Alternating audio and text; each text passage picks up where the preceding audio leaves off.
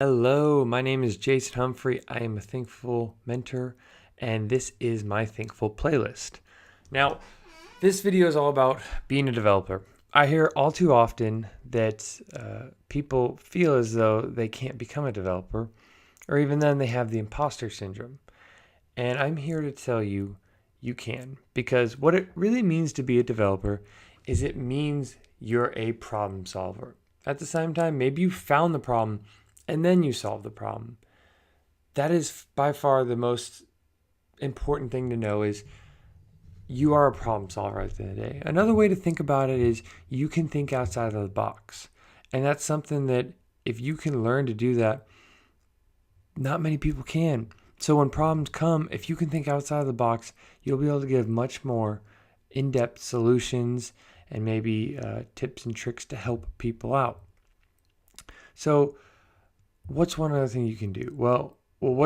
Forget one other thing you can do. How about what's another thing to know when you're a developer? You create and engineer solutions to your exact design and specs that were given to you. It's not always about a problem. It's not always about solving it. Sometimes it's about creating things, which you could correlate back to problems and solving it. You know, the business has a problem, you solve it with technology. Yeah, but sometimes you just create things. Whatever it might be, create a website, create an API, create some logic that does a script for you, whatever it might be. These are some of the ways I sum up of what it means to be a developer. You're a problem solver, you can think outside the box, and you can create things out of thin air with code. Now, I know there's a whole debate on programmer, developer. I like to always stick with developer because realistically, when I think of a developer, I think of someone who can take a problem and solve it. And not only take it, they can find the problem and then solve it. And they can engineer anything they want. So I know there's a bigger debate out there. I'd stick with developer. I think it's the easiest way to look at it. But what I really want you to take away from this video is everyone has the imposter syndrome.